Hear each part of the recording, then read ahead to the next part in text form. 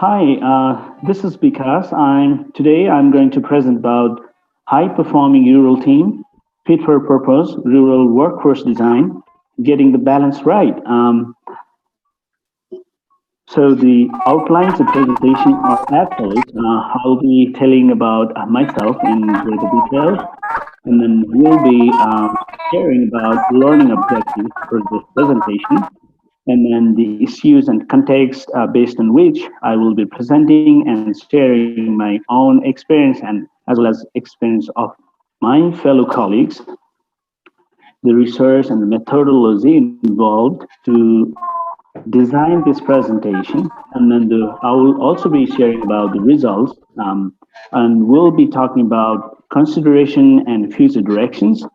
And then finally, we'll be talking about conclusion of this presentation, and I'll be providing references of all the scientific publications, which are the background for this presentation. So, little bit of sharing about myself.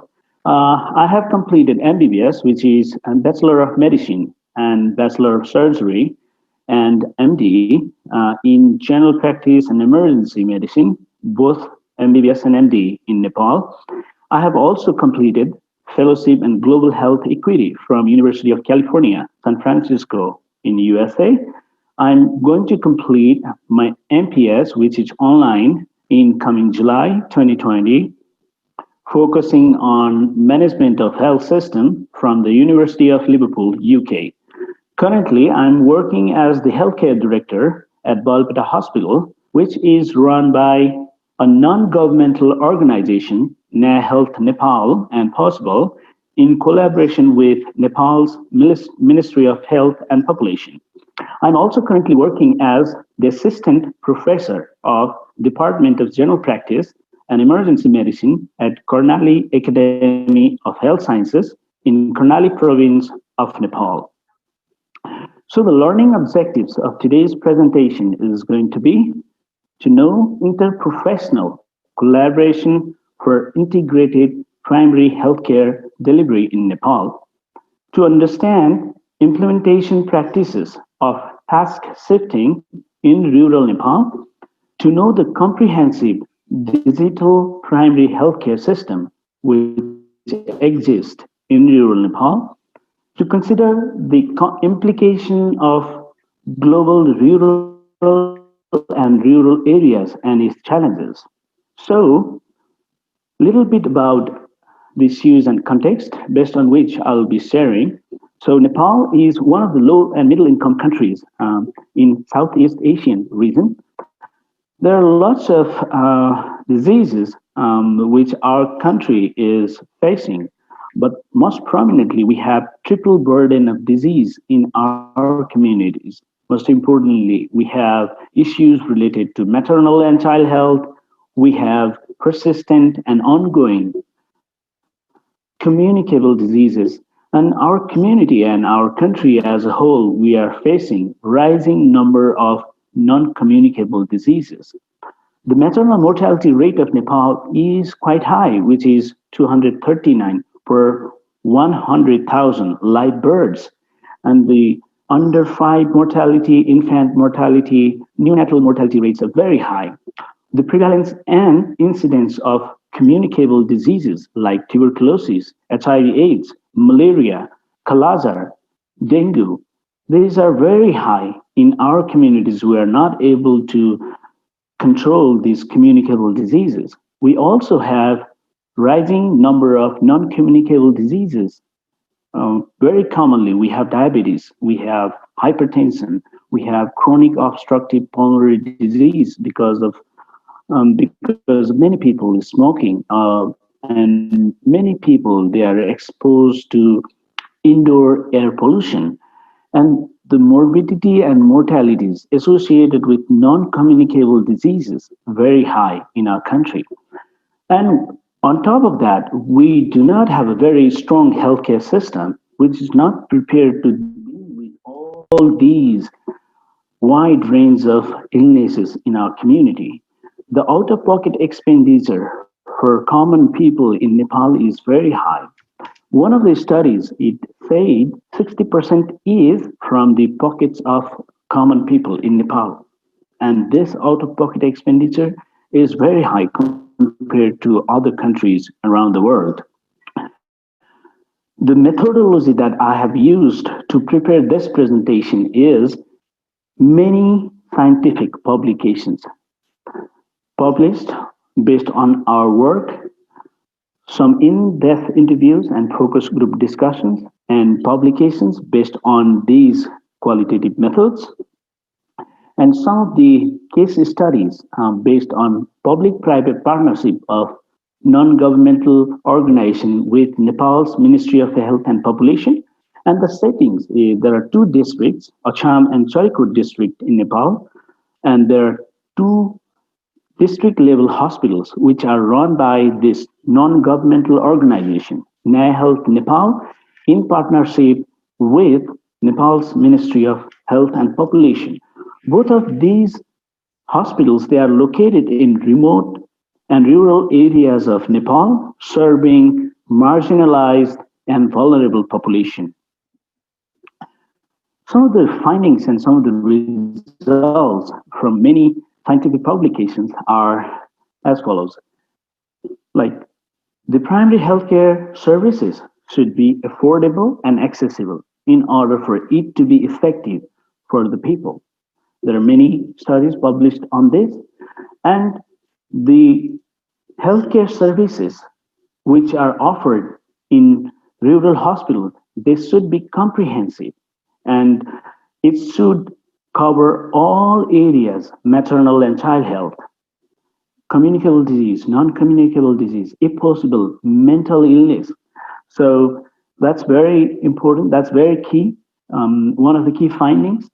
And the other thing is there has to be daily continuing medical education. And this system will allow interprofessional collaboration and update of recent change in recent guidelines, change in recent national protocols, in order to provide changing and high quality healthcare services for the people visiting these hospitals. It is also important that our non-communicable diseases, they need integrated approach, which means we also have to provide curative as well as rehabilitative healthcare services at hospitals, and we need community healthcare workers who are professionalized, who are mentored, who are regularly mentored and supervised by healthcare workers to provide preventive as well as promotive health activities to prevent non-communicable diseases in the community. So we need to have professionalized community health workers. And we also need to have some component of mental health, which is integrated in a primary care system, which is going to be very valuable if a primary healthcare system has mental health and service. It's going to add value at the primary healthcare system. And there needs to be quality improvement projects to be based at hospital, which will ensure quality of healthcare services provided by these hospitals in rural and remote areas. And the diagnostic capacity of the hospital is key in order to provide complete patient-centered healthcare services for the people. So diagnostic radiology services, they're very important, and they will add value to the healthcare services provided at a district level hospitals. So the considerations and future directions. So we need to think about the components of high quality primary healthcare system. I think with this recent global pandemic of COVID-19, we can learn that what does high quality primary healthcare system means? What are the areas primary healthcare system should address?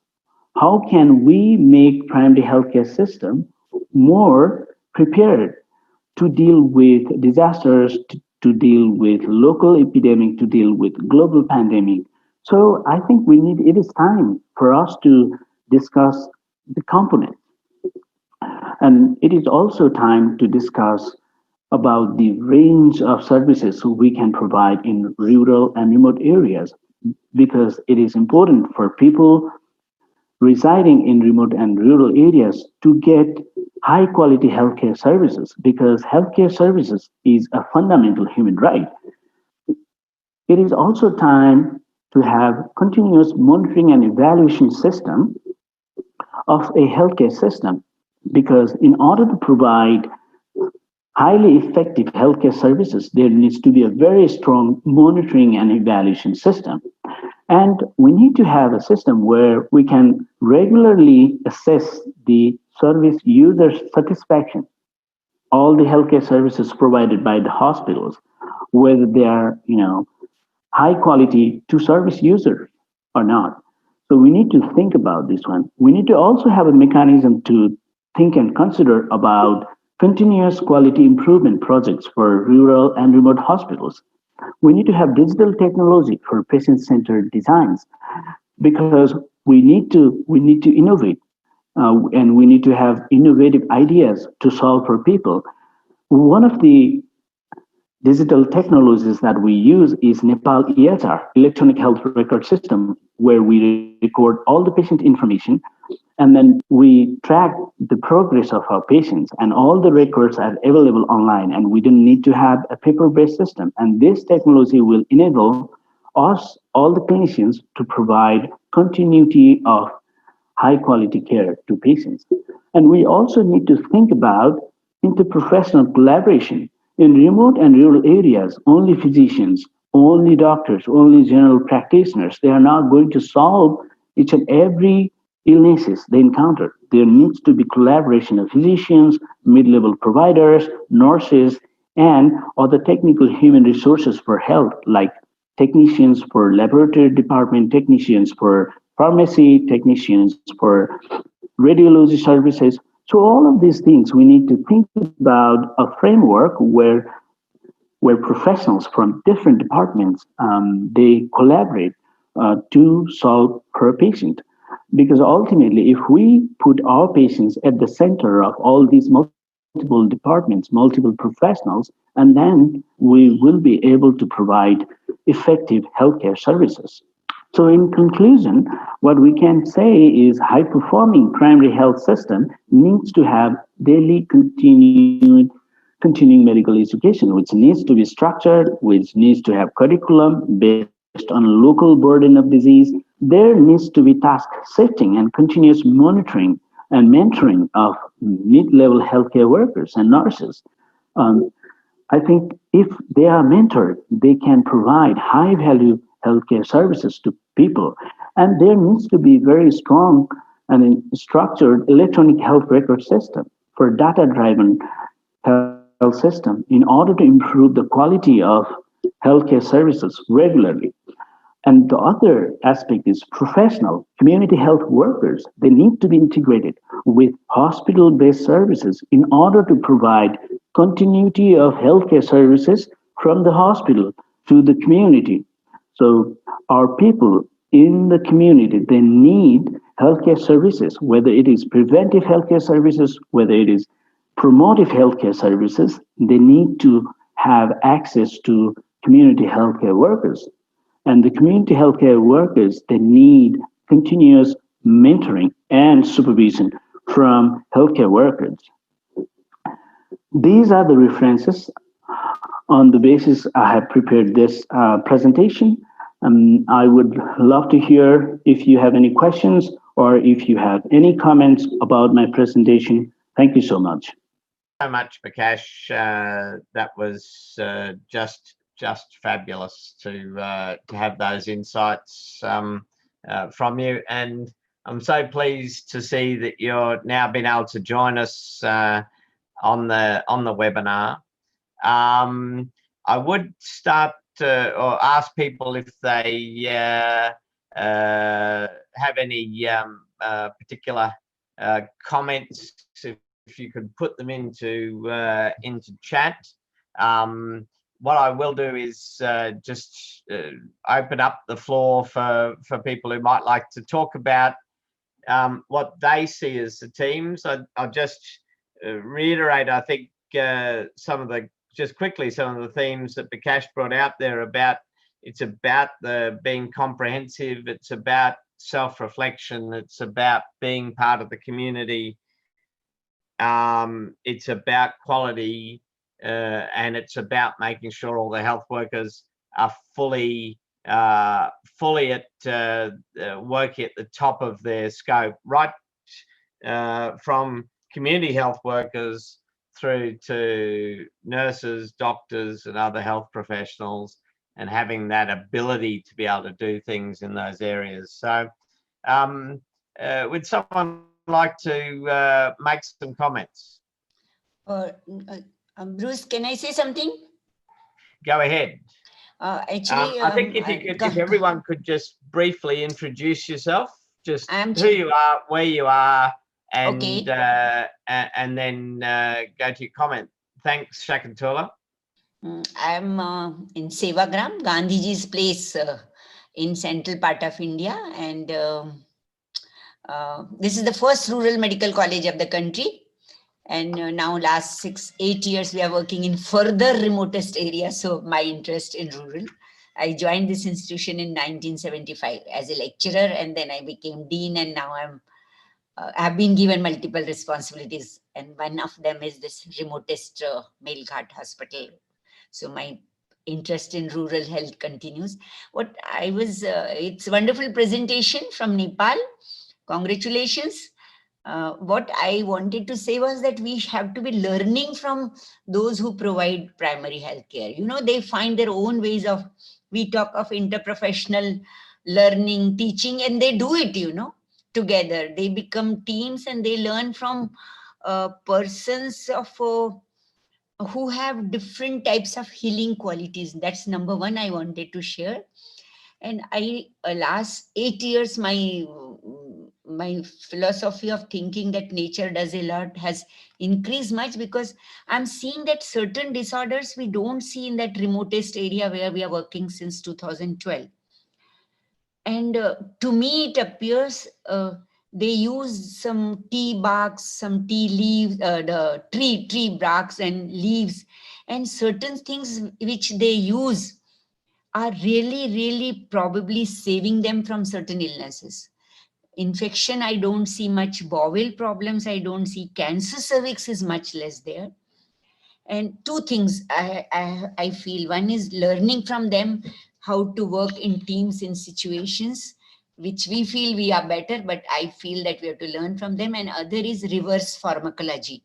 What they are doing, which is keeping them certain illnesses away from. Certain, of course, are there problems, health seeking and serious sicknesses, but then certain things we have to learn from them also. Thank you. Thanks, Shakuntala. A friend of mine once said that in the city they have services but no integration. In the country we have integration but no services. And there's an element of truth in that. We hope that we get more services, and I think many places are. But I think you do talk, I think, to a very important point there. I think Nandita, you were wanting to say something. Am I audible? Yes. Yes, you are. So I just wanted to add that apart from radiology services, must have laboratory services as well. Could be, however, basic. I look at a health center as being like a community center where the people can come, get their health treated. And apart from that, you also have a wellness, a well-being, or a mental health center. So I look at integrated healthcare, integrated rural healthcare. So you're looking after everything there, maybe adolescent health, adolescent mental health, maybe primary health. So I think when governments plan such setups, they should actually look at them being comprehensive healthcare. That's all I have to say. Yep, very good. Bikash, you've been very good in your presentation about the broad aspect, but I wonder if you could, you have created an amazing arrangement where you are in Nepal, and it is much more comprehensive than just each of those components, or as Nandita was just saying about the X-ray. You have laboratory, you have some, I think, ultrasound and other things. Let's just hear a bit about what you're doing. Could you tell us a bit more? Thank you, Bruce. Thank you, everyone, for attending. Thank you for your passion and interest. Yeah, in our I'd like to hospital. turn your camera on if you can. We just can't see you. If you start the video, Okay. it would be good if you. Let me try my camera. If you can't, that's okay. Yep. Okay.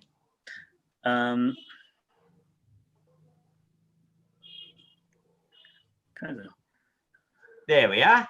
Yeah, we can see you. Yeah. Much better. The radiological services that we have is X-ray services and ultrasound services, and we have been providing these services for over 10 years now in that region. Before we started our services, people in the district, they used to travel 6 hours to 8 hours to do X-ray and ultrasound, all of those things. I think what's really important at this point is what I have talked about: interprofessional collaboration. You know, we as family doctors, we need to work very closely with mid-level providers. We need to work very closely with nurses, and we need to work very closely with other specialists, because 10 to 20% of the time we have to refer cases to other specialists, and we have to communicate with them, and then their perspective to patients, because we are based in the community, and people in the community, they trust family doctors more than they do their specialists in urban settings. So, and then the other thing that I have been mentioning, and Joe is asking about mentoring, is we need to find our mentors within our family doctors community, within our physicians community, and so that we can learn from each other, so that we can share our experience with each other, so that we can expand our boundaries, and then make ourselves available to our patients as much as possible. So that's what I have been doing for the last 1 decade. I wanted to be accessible to our patients in the community. We were designing the community-based healthcare system, and then we designed community health workers. Now they are following up our patients who underwent major surgeries at the hospital, and we have a 30 days mortality rate as one of the key performance indicators of our health system. So all of those things, I think, Bruce, I'd like to reiterate that interprofessional collaboration, and then, holistic healthcare, that we have to focus in primary healthcare. That is going to be the key in primary healthcare system.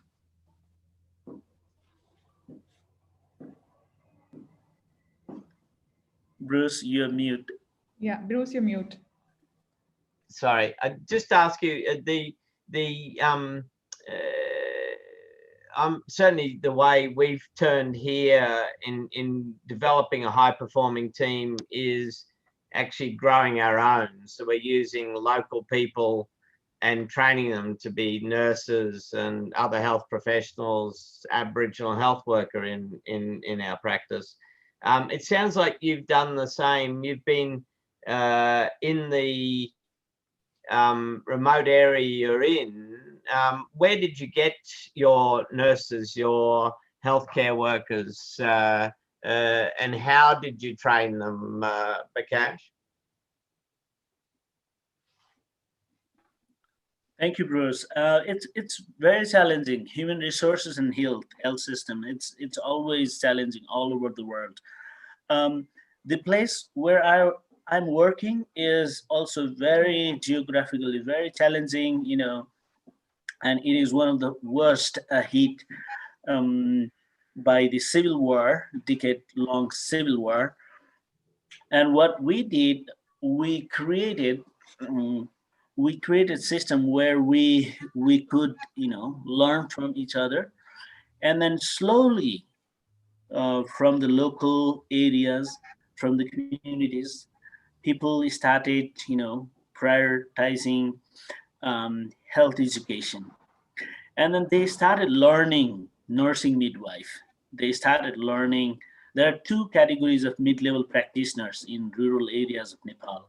One is shorter version, which is like 18 months general medicine course, and the another one is 3 years general medicine course.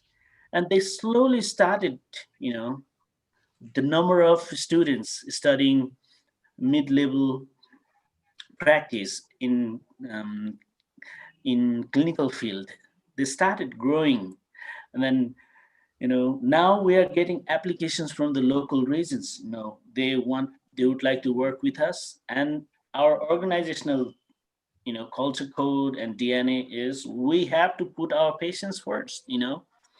Our personal growth, our professional growth doesn't matter. We have to put our patients first, and that's the core values that we have been able to um, make others locally as well as regionally embrace the culture code. And then the another challenge that we are facing right now is you know local people who would study medicine, who would become physicians and come back to us and work with us.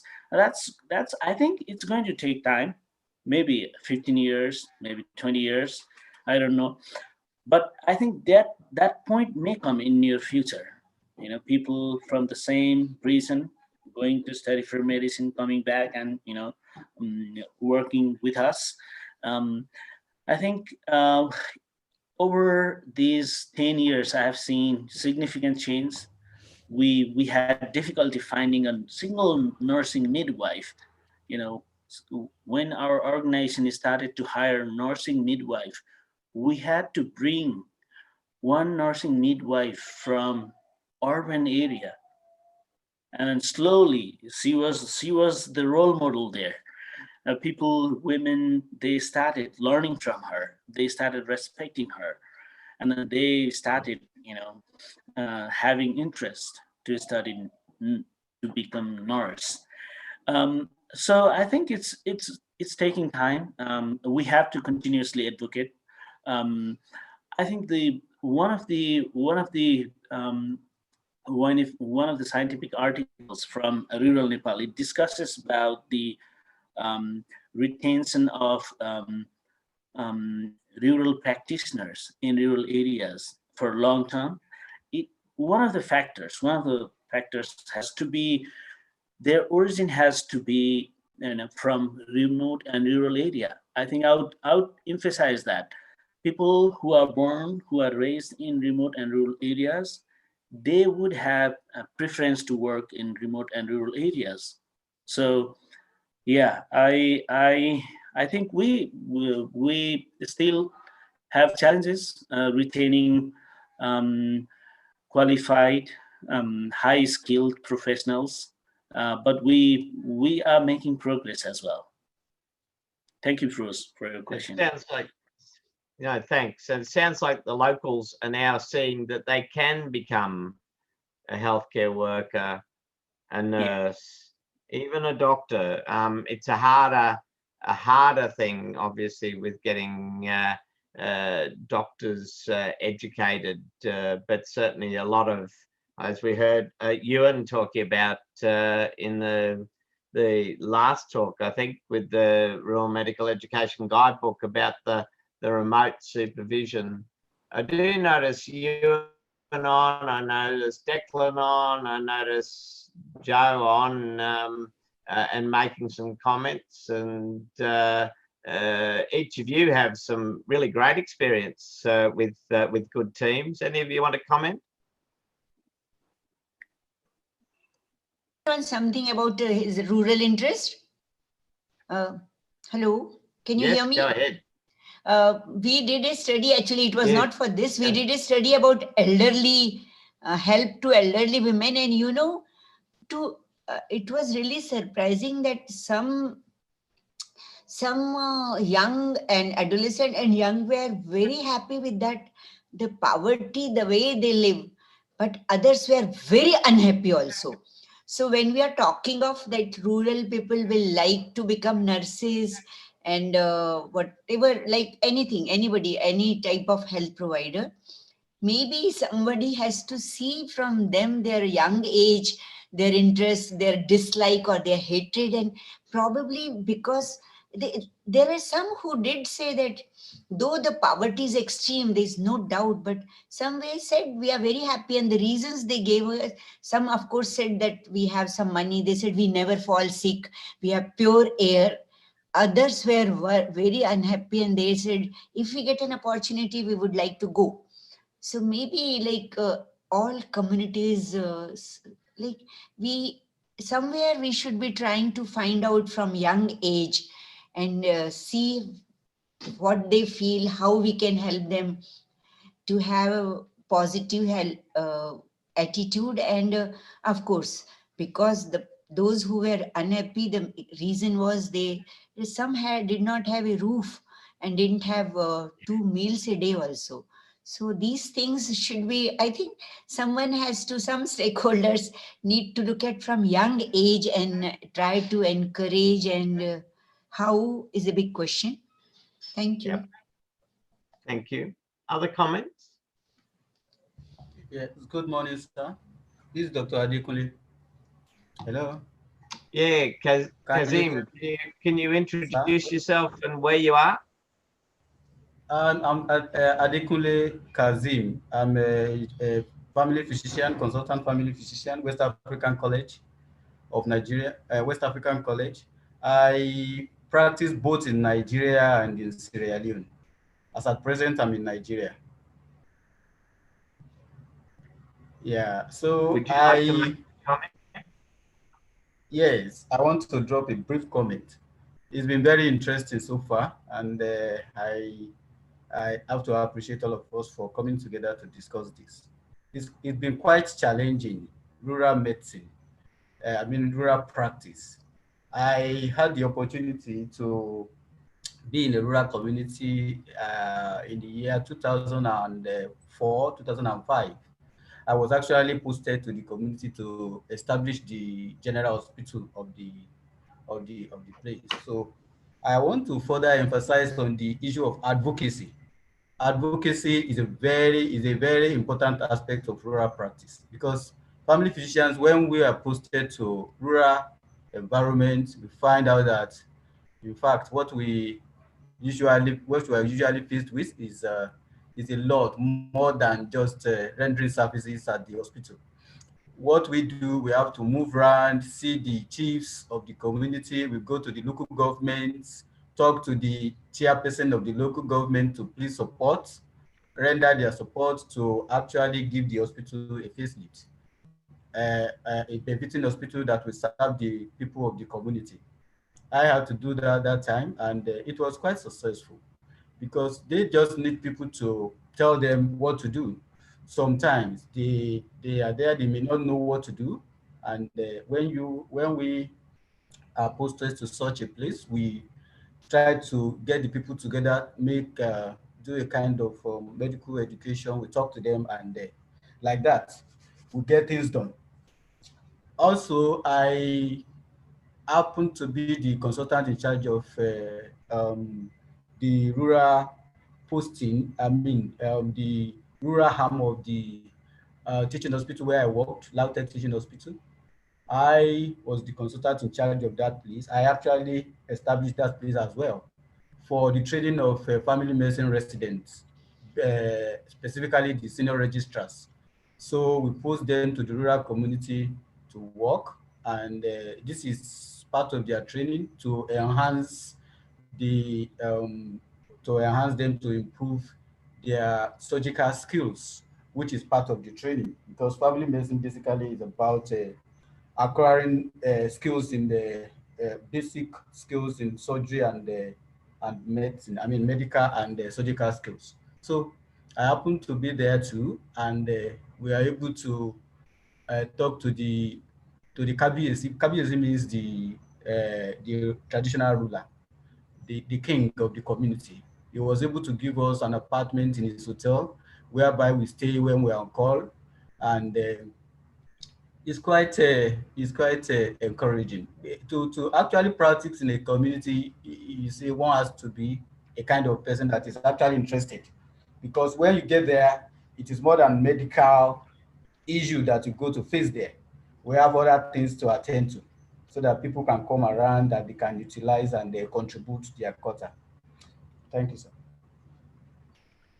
Thank you very much. I think the couple of things you bring up there, I think, that are really important, and that's clinical courage. I'll actually put a reference to that from that's I'd really suggest you read it. It's about how you face rural practice and flourish in rural practice. But the other thing, because Adekunle, that you mentioned, is just this whole business about it's not only the team in the practice, but it's the whole team. It's the community, it's the elders, it's the others. So thanks for bringing up. I think that's really important. Other comments?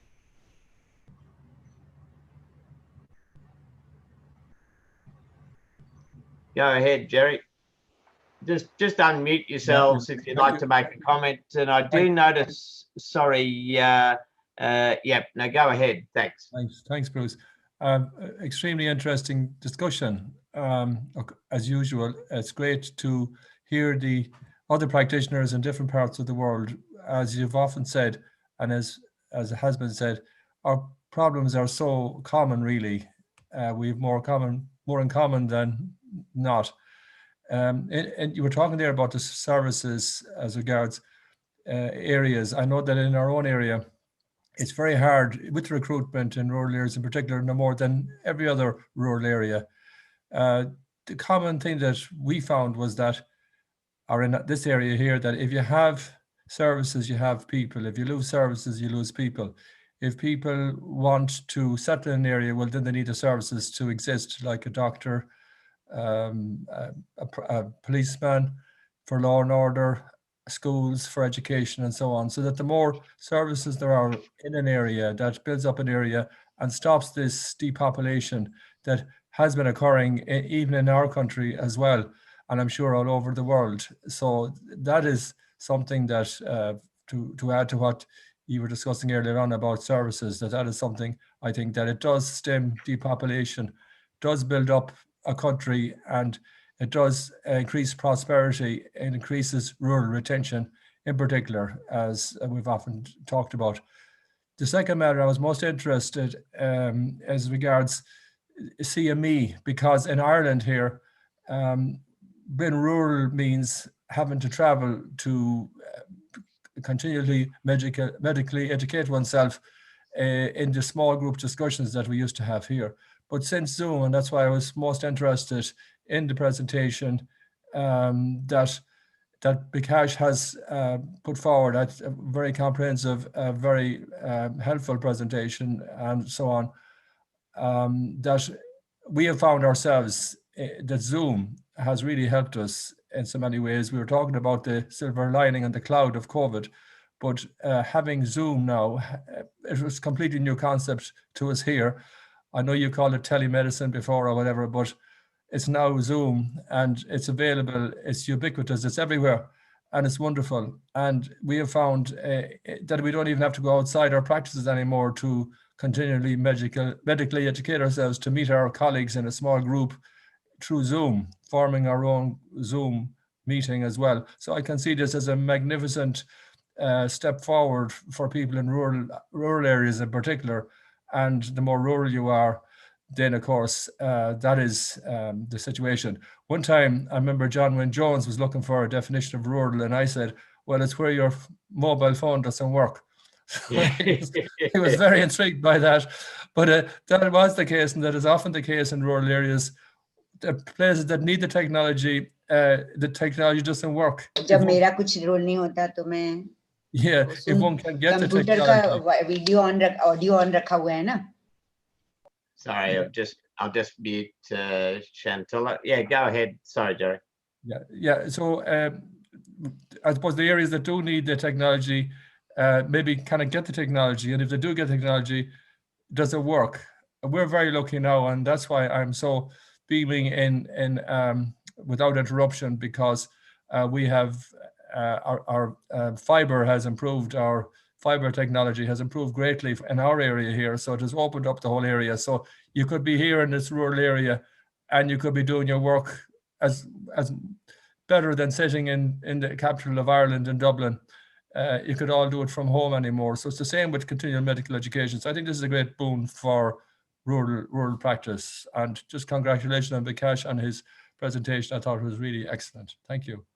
Thanks, Jerry. Yeah, I think the CME is really important, the continuing medical education. And we've actually got to a stage now where we actually close our practice for an afternoon, a Wednesday every week, and we get the whole team together and talk over cases. And I think the education, that the reason I have registrars and the reason I have an intern, the reason I have medical students is they teach me a lot.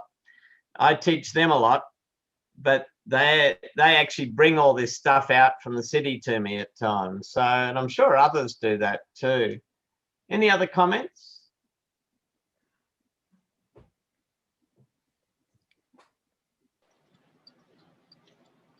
Hi. So, Hi. Do you hear me? Okay, sorry. What we might go to El Hadi in, I think you're in Morocco. Yep. And Hadi Miskin, yes. Yep. And then we'll go to you and after that. So go ahead, El Hadi. Okay.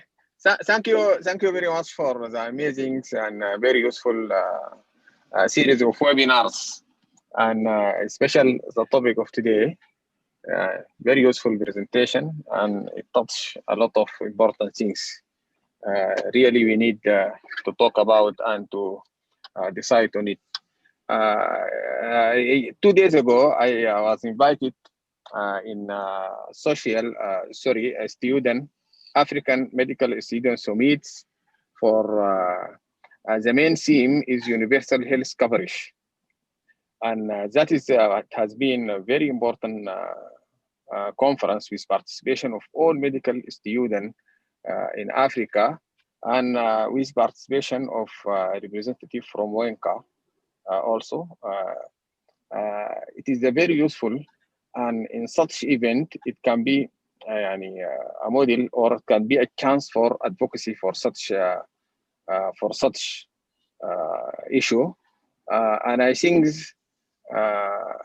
I presented a short presentation about the role of a student in advocacy for universal health coverage, and there is a lot of ideas, new issues raising on from the students themselves, and they touch many story of successful in their local communities.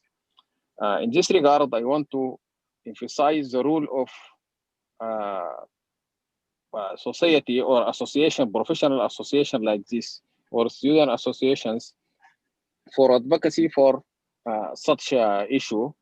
This is one. And the second thing, I want also to emphasize the role of curriculum, the undergraduate curriculum in health policy, clinical governance, and in universal health coverage, primary health care. And this can be soluted by adopting community-based medical education curriculum. Okay. And now I'm doing my fellowship in FEMER. My topic is to introduce community-based medical education modules in the current curriculum of University of Bisha. I am in the implementation phase, and it was promising. I will share actually, I will share my experience with you, and if there is a chance in any coming event, I will. If you invite me, I will present it, because now it is ready. In a 5 or 10 minutes presentation, I will give you my experience in this regard. This one. The second thing also I want to emphasize, I want to ask about reproductive health and mother health can be also offered by the community health workers, or there is traditional midwife, as we have in Sudan. We have village midwife. Every village there is midwives. She will receive a certificate after 2 years study from midwifery schools, and then will receive continuous professional education on and off, with supervision, with systems, and so on. And we have previous experience in Jazeera state, or in Sudan, rural Sudan in general. So this is my comment.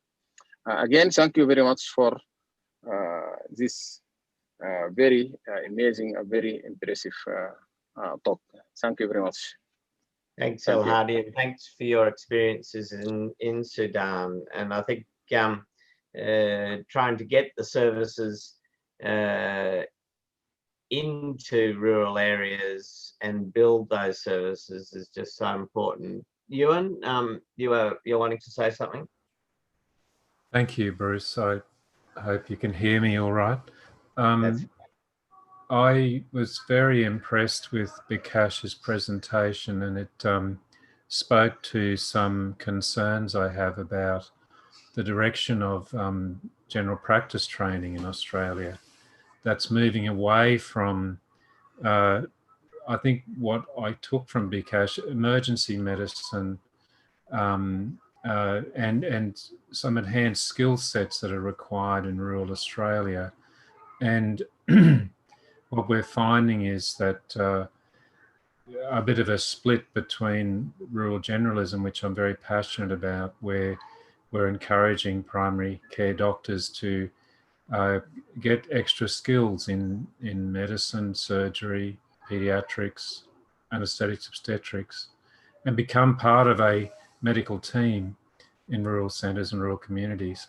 And it sounds to me as if Bikash in Nepal recognises that GPs must have that broad skill set. And I think I took that away as a very useful thing.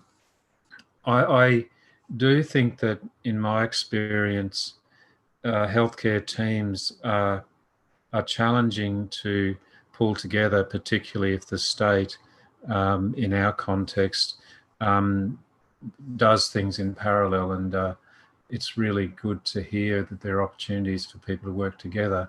And I'm looking forward to that happening in Australia as well. Yeah. And there's been a shift towards that, I think, Bruce, in recent months, a recognition at a state level, a government level, that they need to invest in general practice, which is great. So I just wanted to thank Bikash for an excellent presentation. And if there was an opportunity for him to just reflect on training for mental health, women's health and pediatrics, is that considered to be core skills for rural doctors in Nepal, or is that something that other members of the healthcare team are trained in as well? Bikash? Thank you, and thank you so much for your excellent and valuable comments. As always, you have been giving us insightful comments. Yeah, I think I agree that rural general practitioners all over the world, they need to have some emergency surgical skills. In Nepal, the 3 years residency is designed in such a way that general practitioners would be able to learn obstetric emergency surgical skills, some of the general surgical skills. Um, the training and mentoring on mental health is not well designed, I would say, because I see scope of improvement within the 3 years residency curriculum.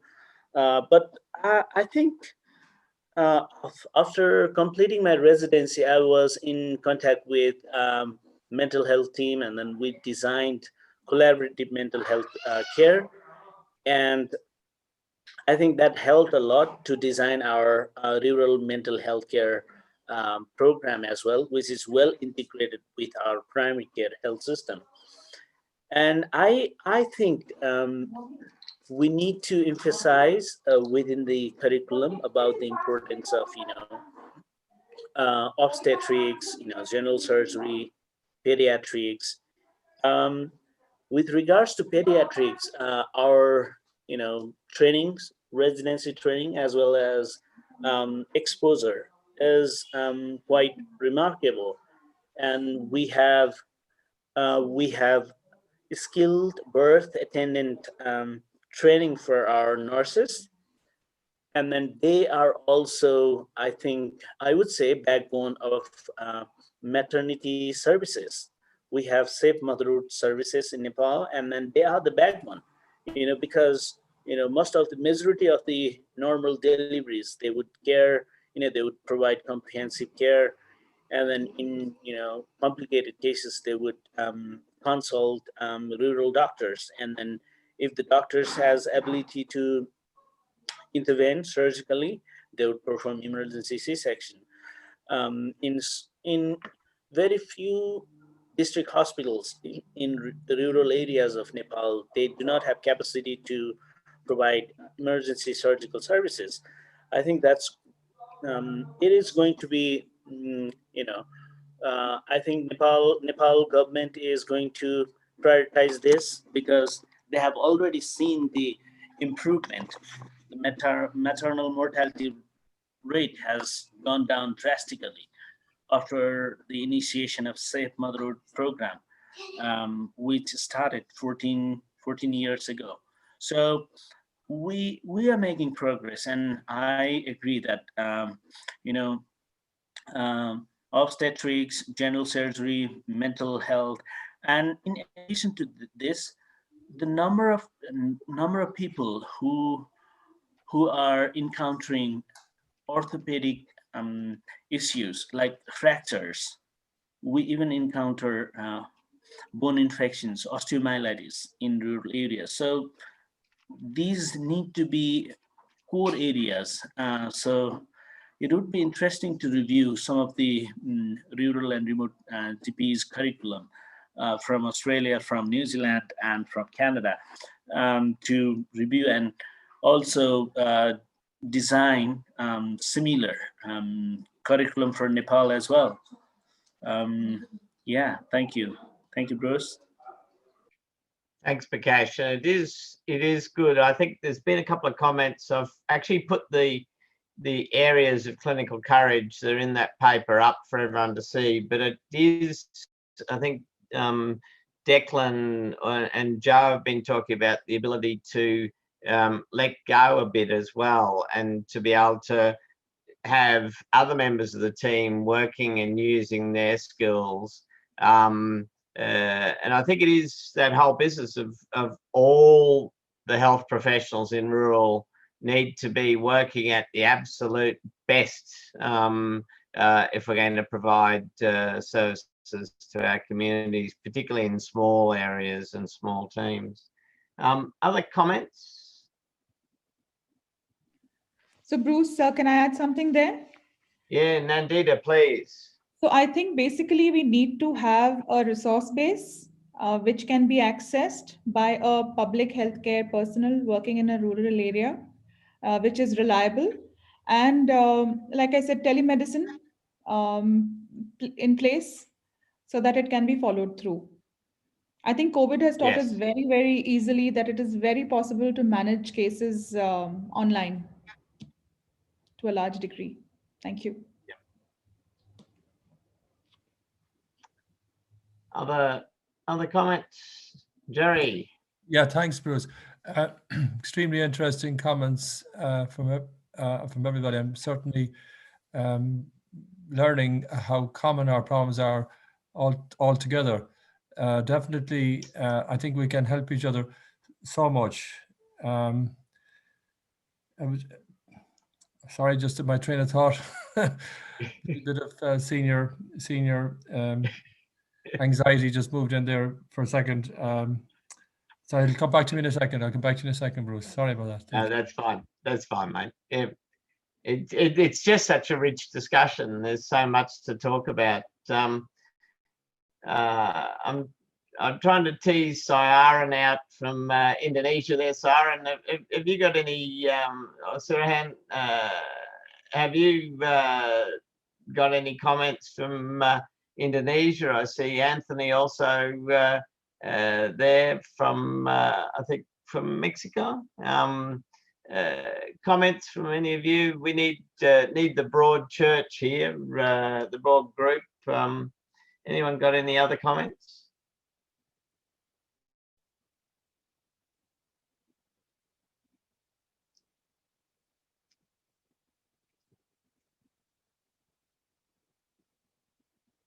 Declan, I noticed you've put a bit in the chat. Did you want to say anything?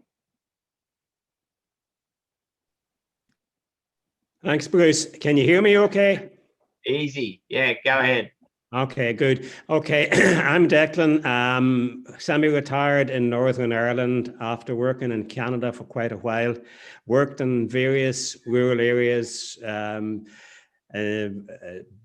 largely due to, I went to places where they were short of doctors, and the doctor shortage is a given, I think, for rural practice. What I've seen as well, unfortunately, we are now facing up to it, but what I've seen in so many places is a service which is so dependent on having a doctor. And if the doctor leaves, dies, gets fed up, the whole team tends to die. So we need the team approach, not just to get the work done, but also for the practice to survive.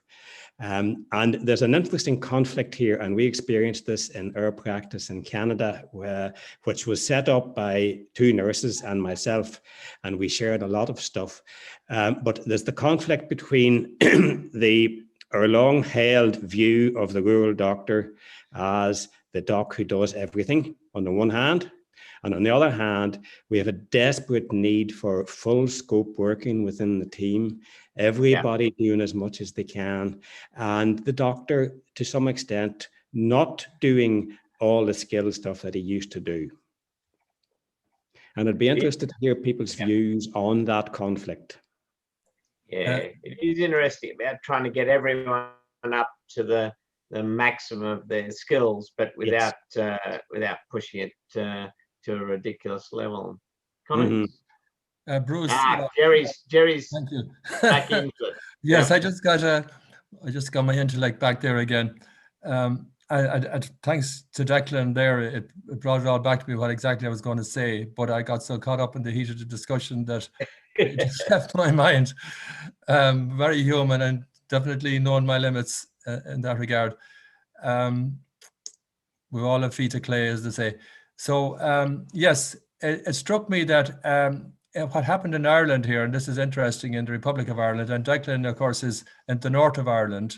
So it's most interesting to hear from Declan. But the practice was not tied to actually it was the doctor. The allowances came to the doctor. In other words, if the doctor died, the allowances died with the doctor. Now there has been a change.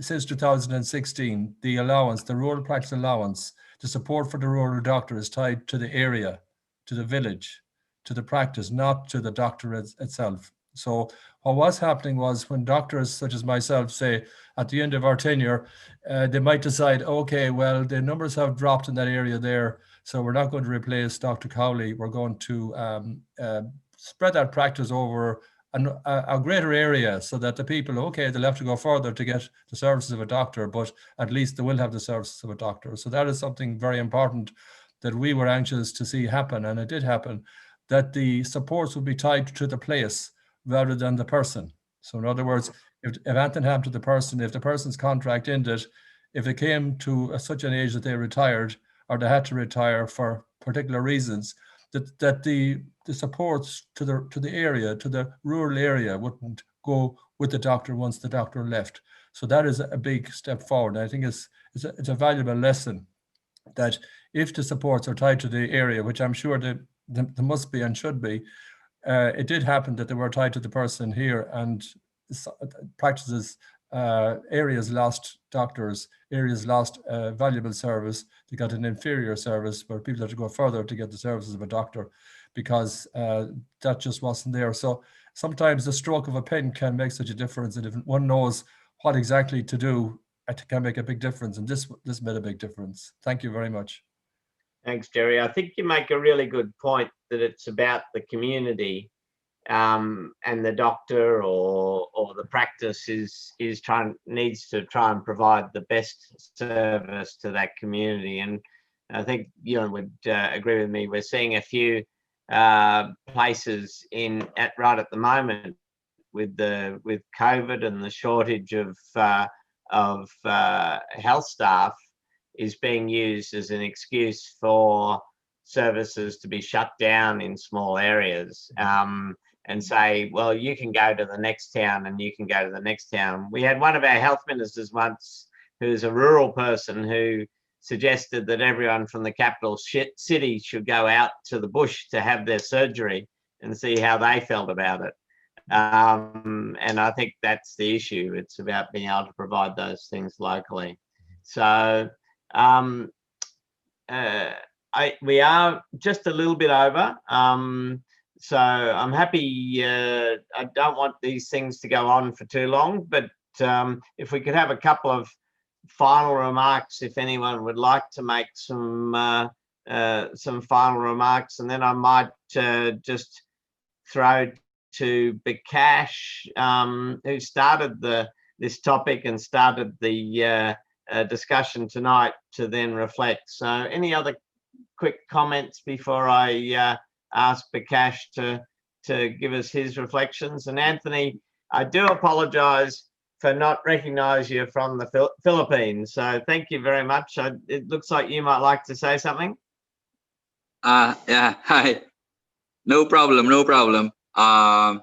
In the Philippines, there is an approach where some municipalities, in trying to have a sustained team of interprofessional human resources for health, would actually prioritize, in terms of primary care and public health, the recruitment of nurses and midwives for a single municipality, especially for a single village.